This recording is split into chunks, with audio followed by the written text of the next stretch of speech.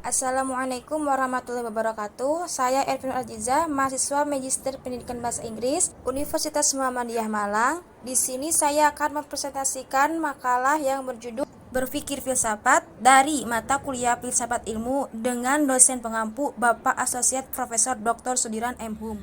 Di sini saya akan mempresentasikan beberapa subtopik, di antaranya yaitu pertama, pengertian berpikir filsafat, objek berpikir filsafat, karakter berpikir filsafat, pemikiran-pemikiran para filsuf, metode berpikir kefilsafatan, dan pentingnya berpikir filsafat dalam kehidupan sehari-hari. Sebelum kita membahas pengertian berpikir filsafat, filsafat pada dasarnya adalah sebuah ilmu kritis. Filsafat sangat berguna bagi manusia untuk mengembangkan sikap kritis terhadap sesuatu yang diketahui maupun tidak diketahui.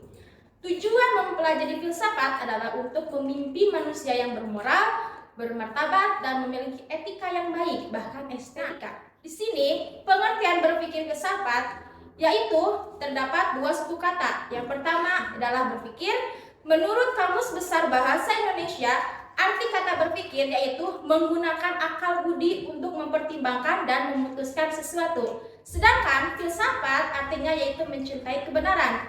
Jadi, pengertian dari berpikir filsafat yaitu berpikir untuk memahami hakikat dari kenyataan dalam rangka menemukan kebenaran sejati. Nah, menurut Bianto 2015 ada beberapa karakter berpikir filsafat. Pertama yaitu universal. Universal adalah mereka yang mempertanyakan hal-hal yang luas serta menyeluruh. Yang kedua yaitu radikal. Radikal ini berkaitan dengan hal-hal yang paling mendasar, lengkap, dan detail. Yang ketiga yaitu sistematis, yaitu tersusun dan terarah. Yang keempat yaitu rasional atau bersifat masuk akal. Nah, yang terakhir adalah spekulatif. Seorang filsuf tidak akan pernah berhenti bertanya tentang ilmu pengetahuan sampai mereka menemukan apa yang mereka inginkan atau jawaban yang mereka inginkan. Selanjutnya yaitu objek berpikir filsafat. Objek adalah sesuatu yang dipikirkan oleh para filsuf untuk dicari kebenarannya. Di sini ada dua jenis objek berpikir filsafat. Yang pertama, objek material, yaitu tentang hakikat Tuhan, hakikat alam, dan sifat manusia. Yang kedua yaitu objek formal filsafat, mengacu kepada pencarian terhadap yang ada dan yang mungkin ada secara kontemplatif pada permasalahan yang tidak dapat dijangkau. Yang selanjutnya di sini ada beberapa pemikiran-pemikiran para filsuf. Di antaranya yaitu Thales. Thales ini dijuluki sebagai bapak filosofi. Thales mengatakan bahwa air adalah prinsip dasar dari segala sesuatu. Air adalah dasar dari segalanya, hal utama dan fondasi di alam semesta. Yang kedua yaitu Al-Kindi. Al-Kindi adalah seorang filsuf muslim pertama. Pemikiran Al-Kindi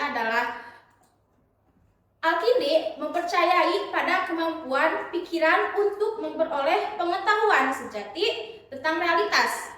Beliau juga mengatakan bahwa diperlukannya seorang nabi untuk mengajarkan hal-hal yang tidak terjangkau akal manusia. Yang selanjutnya yaitu ada Heraklitus.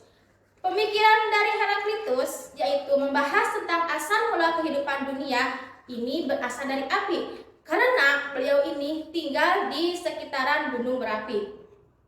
Yang selanjutnya yaitu Bertrand Russell, mengemukakan pemikiran filsafat yang memiliki tujuan untuk menyerahkan kembali ilmu pengetahuan kepada bahasa yang ringkas dan simpel.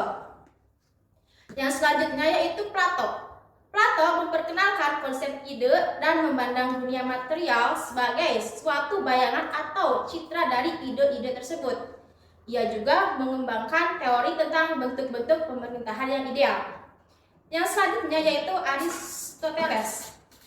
Aristoteles menekankan pentingnya pengalaman dalam mengetahui dunia dan mengembangkan teori tentang logika dan metafisika. Ia juga menulis tentang berbagai topik seperti etika, politik, biologi, dan astronomi. Nah, yang terakhir adalah Immanuel Kant.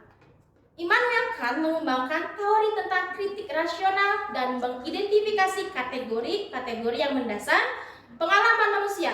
Ia juga mengembangkan konsep-konsep seperti imperatif, kategoris, dan hukum moral universal. Adapun metode berpikir kefilsafatan menurut Bagini 2014 diantaranya yaitu metode deduktif. Metode ini digunakan untuk mengidentifikasi premis-premis yang mendasari suatu argumen.